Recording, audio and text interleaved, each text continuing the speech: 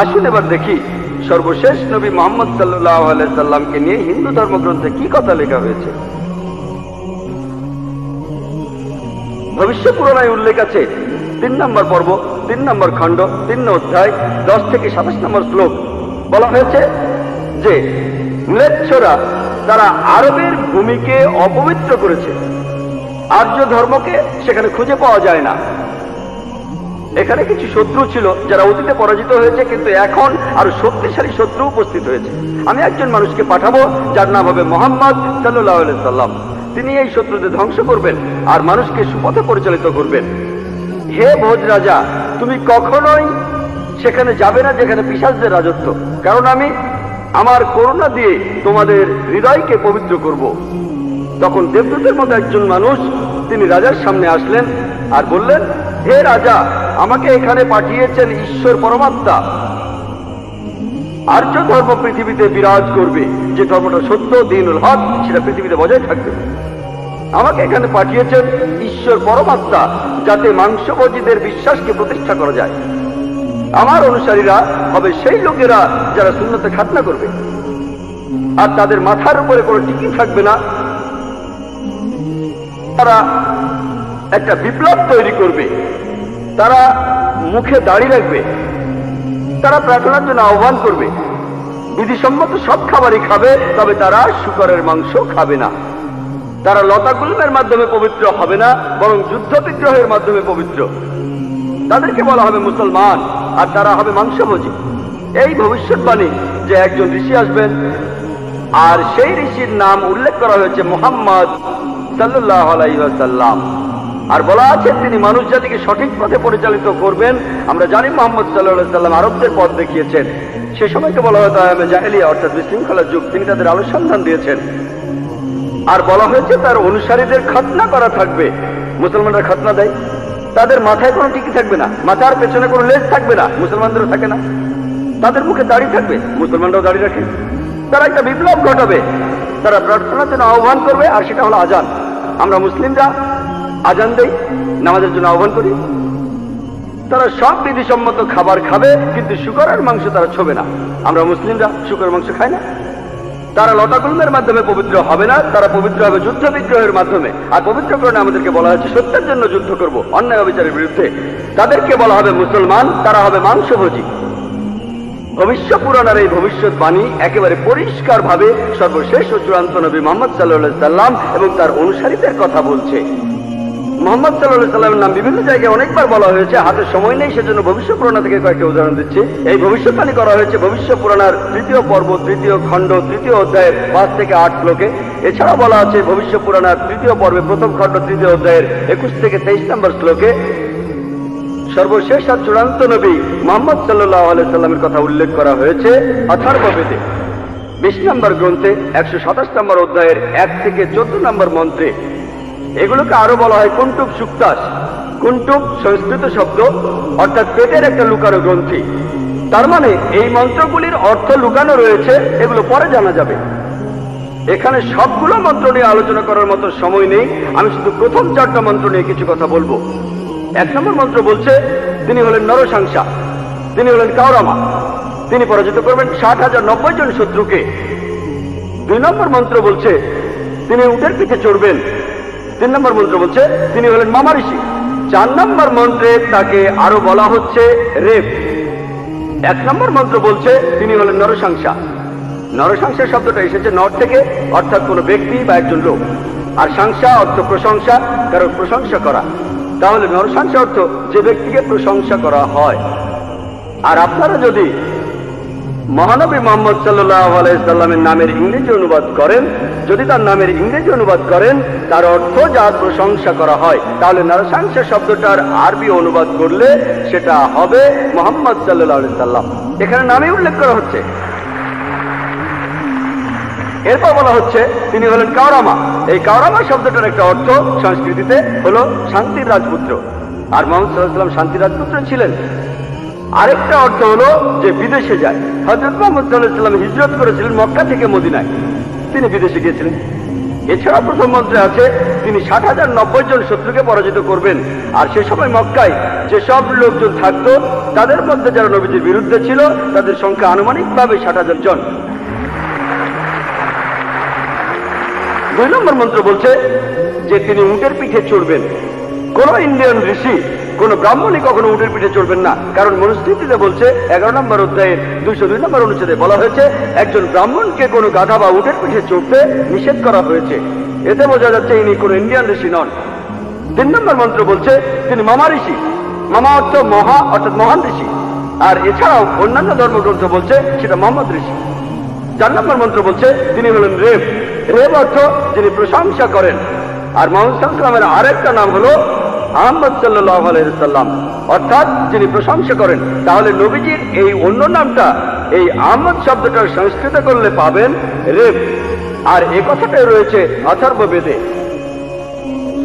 এই মন্ত্রগুলি কুন্টুব সুক্তাস, এই মন্ত্রগুলি শুধু একজনকে নির্দেশ করছে, তিনি সর্বশেষ চূড়ান্ত নবী মোহাম্মদ সাল্লাল্লাহু আলাইহি ওয়াসাল্লাম। আমি কয়েকটা ভবিষ্যৎবাণীর কথা বলবো, এছাড়াও আরো আছে। মোহাম্মদ সাল্লাল্লাহু আলাইহি ওয়াসাল্লাম তার কথা বলা হয়েছে অথর্ব বেদে 20 নম্বর গ্রন্থের 21 নম্বর অনুচ্ছেদের 6 নম্বর পরিচ্ছেদে বলা হয়েছে যে একজন কারু, সে পরাজিত করবে 10,000 শত্রুকে কোন রকম যুদ্ধ ছাড়াই। এখানে আহজাবের যুদ্ধের কথা বলা হচ্ছে, খন্দকের যুদ্ধের কথা পবিত্র কোরআনে সূরা আহজাবে আছে। আর কারু সংস্কৃত ভাষায় এর অর্থ যে ব্যক্তি প্রশংসা করে, যেটা মোহাম্মদ সাল্লাল্লাহু আলাইহি ওয়াসাল্লামের দ্বিতীয় নাম আহমেদের অনুবাদ। যে ব্যক্তি প্রশংসা করে, এখানে বলা হচ্ছে যে ব্যক্তি প্রশংসা করে অর্থাৎ আহমদ, তিনি 10,000 শত্রুকে পরাজিত করবেন কোনো যুদ্ধ ছাড়া। আমরা জানি যে খন্দকের যুদ্ধে শত্রু বাহিনীতে আনুমানিক 10,000 সৈন্য ছিল, আর এই যুদ্ধে মুসলমানরা কোনো যুদ্ধ ছাড়াই জিতেছিল। নবীজির কথা আরো আছে অথর্ব বেদে 20 নম্বর গ্রন্থের 21 নম্বর অনুচ্ছেদের 7 নম্বর পরিচ্ছেদে বলা হয়েছে যে আভান্দু তিনি 60,090 জন শত্রুকে আর 20 জন গোত্র প্রধানকে পরাজিত করবেন। আভান্দু একটা সংস্কৃত শব্দ যার অর্থ যে প্রশংসা করে, এটা মুহাম্মদ সাল্লাল্লাহু আলাইহি ওয়াসাল্লামের নামের অনুবাদ। আরো বলা আছে যে তিনি হবেন এতিম। আর আমরা এখন ইতিহাস থেকে জানি সে সময় আনুমানিক 20 জন গোত্র প্রধান ছিল মক্কা শহরে, যারা নবীজির কাছে পরাজিত হয়েছিল। আর মক্কার যেসব লোক তার বিপক্ষে ছিল তারা ছিল প্রায় 60,000। এই ভবিষ্যৎবাণীর কথা আরো আছে ঋগ্বেদে 1 নম্বর গ্রন্থের 3 নম্বর অনুচ্ছেদের 9 নম্বর পরিচ্ছেদে। এখানে সংস্কৃত শব্দ হলো সুশ্রামা। সুশ্রামা এটা একটা সংস্কৃত শব্দ যার অর্থ যে ব্যক্তি প্রশংসা করে, যেটা মুহাম্মদ সাল্লাল্লাহু আলাইহি ওয়াসাল্লামের নামের অনুবাদ। আরো অনেক ভবিষ্যৎবাণী আছে, এখানে সময় কম তাই সবগুলো বলতে পারছি না। নবীজির কথা আরো বলা হয়েছে সামবেদে উত্তরজিকে 15 নম্বর মন্ত্রে বলা হয়েছে যে আহমদ তাকে দেওয়া হয়েছে অবিনশ্বর আইন। এখানে নবীজির নাম বলা হয়েছে আহমদ সাল্লাল্লাহু আলাইহি ওয়াসাল্লাম, তাকে দেওয়া হয়েছে অবিনশ্বর আইন। পবিত্র কুরআন এটাই তার শরিয়া। কিন্তু যদি এই অনুচ্ছেদটার অনুবাদ পড়েন, আহমদ শব্দটা আসলে আরবি শব্দ, তারা এটার অনুবাদ করতে পারেনি, তাই লিখেছে আহাম মাটি। আহা আর মাটি সংস্কৃত শব্দ যার অর্থ আমার বাবা, তার মানে আমার বাবাকে দেওয়া হয়েছে অবিনশ্বর আইন। অনুবাদটাতে আপনারা আলাদা শব্দ দেখবেন, তবে অরিজিনাল গ্রন্থে আছে আহমদ। এই আহমদ শব্দটা হিন্দু ধর্মের অন্যান্য গ্রন্থগুলোতেও রয়েছে, যেমন আছে সামবেদে ইন্দ্র 2য় অধ্যায়ের 152 নম্বর মন্ত্রে নবীজিকে আহমদ বলে ডাকা হয়েছে যজুর্বেদে 31 অধ্যায়ের 18 অনুচ্ছেদে, ঋগ্বেদের 8 নম্বর গ্রন্থের 6 নম্বর অনুচ্ছেদের 10 নম্বর পরিচ্ছেদে। এছাড়া মহানবী সাল্লাল্লাহু আলাইহি ওয়াসাল্লামকে বলা হয়েছে আহমদ, সেটা আছে অথর্ববেদের 8 নম্বর গ্রন্থের 5 নম্বর অনুচ্ছেদের 16 নম্বর পরিচ্ছেদে। এছাড়াও আছে অথর্ববেদের 20 নম্বর গ্রন্থের 126 অনুচ্ছেদের 14 পরিচ্ছেদে। মহানবী সাল্লাল্লাহু আলাইহি ওয়াসাল্লামকে শুধু আহমদ নামে ডাকা হয়নি, আহমদ ওনার একটা নাম, তাকে আরো বলা হয়েছে নরসংসা অনেক জায়গায়, হিন্দু ধর্মগ্রন্থের অনেক জায়গায়। আর আমি আগেও বলেছি যে নরসংসা শব্দটা এসেছে নর থেকে, যার অর্থ একজন মানুষ বা একজন ব্যক্তি। আর সংসা যার অর্থ প্রশংসা, প্রশংসা করা। তাহলে নরসংসা অর্থ যে ব্যক্তির প্রশংসা করা হয়। এটাই হলো সর্বশেষ চূড়ান্ত নবী মুহাম্মদ সাল্লাল্লাহু আলাইহি ওয়াসাল্লামের নামের সঠিক ইংরেজি অনুবাদ। নবীজিকে হিন্দু ধর্মের গ্রন্থগুলিতে অনেক জায়গায় নরসংসা বলে ডাকা হয়েছে, ঋগ্বেদের 1 নম্বর গ্রন্থের 13 নম্বর অনুচ্ছেদের 3 পরিচ্ছেদে, ঋগ্বেদের 1 নম্বর গ্রন্থের 18 অনুচ্ছেদের 9 পরিচ্ছেদে, ঋগ্বেদের 1 নম্বর গ্রন্থের 106 নম্বর অনুচ্ছেদের 4 পরিচ্ছেদে, ঋগ্বেদের 1 নম্বর গ্রন্থের 142 নম্বর অনুচ্ছেদের 3 পরিচ্ছেদে, ঋগ্বেদের 2 নম্বর গ্রন্থের 3 অনুচ্ছেদের 2 পরিচ্ছেদে, ঋগ্বেদের 5 নম্বর গ্রন্থের 5 অনুচ্ছেদের 2 নম্বর পরিচ্ছেদে, ঋগ্বেদের 7 নম্বর গ্রন্থের 2 অনুচ্ছেদের 2 নম্বর পরিচ্ছেদে, ঋগ্বেদের 10 নম্বর গ্রন্থের 64 অনুচ্ছেদের 3 পরিচ্ছেদে, ঋগ্বেদের 10 নম্বর গ্রন্থের 182 নম্বর অনুচ্ছেদের 2 নম্বর পরিচ্ছেদে, যজুর্বেদের 21 নম্বর অধ্যায়ের 31 অনুচ্ছেদে, যজুর্বেদের 21 নম্বর অধ্যায়ের 55 নম্বর অনুচ্ছেদে, যজুর্বেদের 20 নম্বর অধ্যায়ের 37 অনুচ্ছেদে, যজুর্বেদের 20 নম্বর অধ্যায়ের 57 নম্বর অনুচ্ছেদে, যজুর্বেদের 28 অধ্যায়ের 2 অনুচ্ছেদে, যজুর্বেদের 28 অধ্যায়ের 19 অনুচ্ছেদে, যজুর্বেদের 28 অধ্যায়ের 42 নম্বর অনুচ্ছেদে। এখানে শুধু রেফারেন্সগুলোই অনেকক্ষণ বলা যাবে। যেখানে নবী মুহাম্মদ সাল্লাল্লাহু আলাইহি ওয়াসাল্লামের নাম উল্লেখ করা হয়েছে তাকে বলা হয়েছে নরশংসা, অনেক জায়গায় বলা হয়েছে হিন্দু ধর্মগ্রন্থে। শুধু হিন্দু ধর্মগ্রন্থে মুহাম্মদ সাল্লাল্লাহু আলাইহি ওয়াসাল্লাম সম্পর্কে কি বলা আছে তার উপরই আমি একটা লেকচার দিতে পারবো। আমি শুধু আরেকটা ভবিষ্যৎবাণীর কথা বলবো কল্কি অবতার সম্পর্কে। আর নবীজিকে কল্কি অবতার বলা হয়েছে ভগবত পুরাণায় 12 নম্বর খণ্ড 2 নম্বর অধ্যায় 18 থেকে 20 নম্বর শ্লোকে বলা হয়েছে তিনি জন্মগ্রহণ করবেন যার ঘরে তার নাম বিষ্ণু ইয়াস, একজন মহাপ্রাণ ব্যক্তি যিনি শাম্বালা শহরের প্রধান, এবং তাকে যে নামে ডাকা হবে সেটা হলো কল্কি। 19 আর 20 নম্বর মন্ত্র বলছে যে তিনি হবেন এই পৃথিবীর সর্বময় প্রভু। তার থাকবে কিছু অসাধারণ চারিত্রিক গুণাবলী এবং তার থাকবে 8টি বিশেষ বৈশিষ্ট্য। তাকে দেয়া হবে একটি বাহন, একটি ঘোড়া, দেবদূত নিয়ে আসবে, আর তিনি একটি ঘোড়ায় চড়বেন, তার হাতে থাকবে তরবারি, তিনি শত্রুদের পরাজিত করবেন আর ফেরেশতারা তাকে সাহায্য করবে। এছাড়াও বলা আছে ভগবত পুরাণায় 1 নম্বর খণ্ডে 3 নম্বর অধ্যায়ের 25 নম্বর শ্লোকে যে তিনি জন্মগ্রহণ করবেন কলিযুগে। কল্কি অবতার জন্ম নেবেন কলিযুগে, যে সময় রাজারা ব্যবহার করবে ডাকাতের মতো। আর তিনি জন্মগ্রহণ করবেন বিষ্ণু ইয়াসের ঘরে এবং তার নাম হবে কল্কি। একই কল্কি অবতারের নাম উল্লেখ করা হয়েছে কল্কি পুরাণায় 2 নম্বর অধ্যায়ের 4 অনুচ্ছেদে। বলা হয়েছে যে তিনি জন্মগ্রহণ করবেন বিষ্ণু ইয়াসের ঘরে। কল্কি পুরাণা 2 নম্বর অধ্যায়ের 5 অনুচ্ছেদে বলছে তাকে সাহায্য করবে তার 4 জন সহচর তার ধর্ম প্রচার করতে। কল্কি পুরাণা 2 নম্বর অধ্যায়ের 7 অনুচ্ছেদে বলা হচ্ছে যে দেবদূতরা তাকে যুদ্ধক্ষেত্রে সাহায্য করবে। কল্কি পুরাণা 2 নম্বর অধ্যায়ের 11 অনুচ্ছেদে বলছে যে তিনি জন্মগ্রহণ করবেন বিষ্ণু ইয়াসের ঘরে এবং সুমতির গর্ভে। আর কল্কি পুরাণা 2য় অধ্যায়ের 15 অনুচ্ছেদ বলছে যে তিনি মাদল মাসের প্রথম অর্ধাংশে জন্ম নেবেন। শুধুমাত্র কল্কি অবতারের উপরে একটা লেকচার দেওয়া যায়। আমি এখানে সংক্ষেপে একটা পয়েন্ট বলছি। এই ভবিষ্যৎবাণী এগুলো বলছে 1 নম্বর পয়েন্ট, বলা হয়েছে যে কল্কি অবতার তার বাবার নাম সেটা হবে বিষ্ণু ইয়াস। বিষ্ণু ইয়াসের অর্থ দাঁড়াবে যে বিষ্ণুর উপাসনা করে, যে ঈশ্বরের উপাসনা করে। আর আমাদের প্রিয় নবী মুহাম্মদ সাল্লাল্লাহু আলাইহি ওয়াসাল্লামের বাবার নাম ছিল আব্দুল্লাহ। এটার অর্থ যে আল্লাহর উপাসনা করে, যে ঈশ্বরের উপাসনা করে। 2 নম্বর পয়েন্ট, কল্কি অবতার যে মায়ের গর্ভে জন্মাবে তার নাম হবে সুমতি। যদি আপনি সুমতি শব্দটার ইংরেজি অনুবাদ করেন অর্থ দাঁড়াবে শান্তি। আর আমাদের নবীজির মায়ের নাম ছিল আমিনা, যার ইংরেজি অর্থ করলে দাঁড়ায় শান্তি। এরপরে বলা হয়েছে তিনি যেখানে জন্মাবেন সেই গ্রামের নাম হবে শাম্বালা। শাম্বালা শব্দটার অনুবাদ করলে অর্থ দাঁড়াবে একটি শান্তিপূর্ণ এলাকা। আমরা জানি মুহাম্মদ সাল্লাল্লাহু আলাইহি ওয়াসাল্লাম মক্কায় জন্মেছিলেন। মক্কার আরো একটা নাম ছিল দারুল আমান, অর্থাৎ কোন একটি শান্তিপূর্ণ এলাকা। তাহলে একথাও বলা আছে যে তিনি মক্কায় জন্মাবেন। এছাড়া বলা আছে যে তিনি জন্মগ্রহণ করবেন শাম্বালা শহরের প্রধানের ঘরে। আমরা জানি যে তিনি মক্কার প্রধান ব্যক্তির ঘরে জন্মেছিলেন।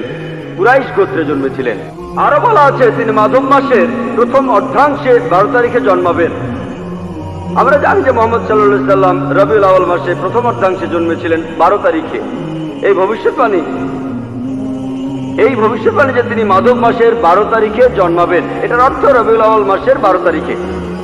এছাড়া আরো বলা আছে যে এই কলকি অবতার তিনি হবেন সর্বশেষ ঋষি। ঠিক এই কথাটাই কোরআনে আছে। সূরা আহজাবের 40 নম্বর আয়াতে উল্লেখ করা আছে যে মা কানা মুহাম্মাদুন আবা আহাদিন মির রিজালিকুম ওয়ালাকিন রাসূলুল্লাহ ওয়া খাতামুন নবিয়্যিন ওয়া কানা আল্লাহু বিকুল্লি শাইইন আলিমা। এর অর্থ মুহাম্মদ সাল্লাল্লাহু আলাইহি সাল্লাম তোমাদের মধ্যে কোনো পুরুষের পিতা নহেন, বরং তিনি হলেন আল্লাহর রাসূল এবং তিনি হলেন এই পৃথিবীর চূড়ান্ত নবী, তিনি শেষ নবী। নিশ্চয়ই আল্লাহ সর্ববিষয়ে জ্ঞাত। আরো বলা আছে যে এই কলকি অবতার জ্ঞান আরোহণ করবেন পরশুরামের কাছ থেকে, অর্থাৎ মহান স্রষ্টা একটা পাহাড়ের উপর। আমরা জানি মুহাম্মদ সাল্লাল্লাহু আলাইহি সাল্লাম প্রথম আয়াতটা তিনি পেয়েছিলেন গারে হেরায়, জাবলে নূরে, অর্থাৎ নূরের পাহাড়ে, গারে হেরায়।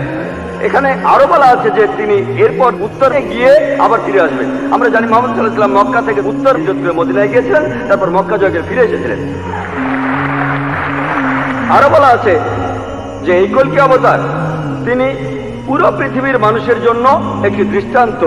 তার চরিত্র হবে একেবারে নিষ্কলঙ্ক। আল্লাহ পবিত্রকরণে বলছেন, সূরা কালামের 4 নম্বর আয়াতে উল্লেখ করা আছে যে অবশ্যই তুমি অধিষ্ঠিত হইবে সর্বোচ্চ মহান চরিত্রে। এছাড়াও বলা আছে যে কলকি অবতারের 8টি বিশেষ গুণ থাকবে। কলকি পুরাণা এবং ভাগবত পুরাণায় এই 8টি বিশেষ গুণ হল জ্ঞান, আত্মসংযম, অভিজাত বংশ, রিভিল নলেজ, সাহস, দানশীলতা, মহানুভবতা আর পরিমিত কথা। আর নবী মুহাম্মদ সাল্লাল্লাহু আলাইহি সাল্লামের এই 8টা গুণের সবগুলোই ছিল। এছাড়া আরো বলা আছে যে তিনি হবেন এই পৃথিবীর শিক্ষক। আল্লাহ পবিত্রকরণে বলছেন, আর সূরা সাবার 28 নম্বর আয়াতে উল্লেখ করা আছে, ওয়া মা আরসালনাকা ইল্লা কাফাতাল লিন-নাস বাশীরা ওয়া নাযীরা। আমি তো তোমাকে সমগ্র মানব জাতির জন্য প্রেরণ করিয়াছি তাহাদের সংবাদদাতা ও সতর্ককারী রূপে, কিন্তু অধিকাংশ মানুষই তাহা জানে না। এরপর আরো বলা আছে যে এই কলকি অবতার তাকে সর্বশক্তিমান ঈশ্বর একটি বাহন দেবেন। আমরা জানি মুহাম্মদ সাল্লাল্লাহু আলাইহি সাল্লাম তিনি বোরাকে চড়েছিলেন, বোরাকে চড়ে তিনি মিরাজে গিয়েছিলেন, আল্লাহর কাছে গিয়েছিলেন। আরো বলা আছে এই কলকি অবতার ঘোড়ায় চড়বে আর হাতে তরবারি থাকবে। আমরা জানি মুহাম্মদ সাল্লাল্লাহু আলাইহি সাল্লাম যত যুদ্ধ হয়েছিল বেশিরভাগ যুদ্ধই তিনি ছিলেন, বেশিরভাগ যুদ্ধ ছিল আত্মরক্ষার উদ্দেশ্যে। আর যদিও তিনি সবার নেতা ছিলেন, তবুও সব যুদ্ধই তিনি ছিলেন, সেখানে ঘোড়ায় চড়েছিলেন আর তিনি ডানাতে একটা তরবারি ধারণ করতেন। এরপর আরো বলা আছে যে এই কলকি অবতারকে সাহায্য করবে 4 জন সহচর, যাতে সত্যের ধর্ম তিনি প্রচার করতে পারেন। বোঝাই যাচ্ছে এখানে বলা হচ্ছে 4 খলিফার কথা, খোলাফায়ে রাশিদিন, হযরত আবু বকর, হযরত ওমর, হযরত ওসমান, হযরত আলী, আল্লাহ তাদের সবার উপর সন্তুষ্ট হন। পরে তারা হয়েছিলেন খোলাফায়ে রাশিদিন, সঠিক নির্দেশ পালনকারী ইসলামের খলিফা, ইসলামকে ছড়িয়ে দিয়েছেন। আরো বলা আছে যে এই কলকি অবতার শত্রুকে পরাজিত করবে আর মানুষকে সঠিক পথে নিয়ে আসবে।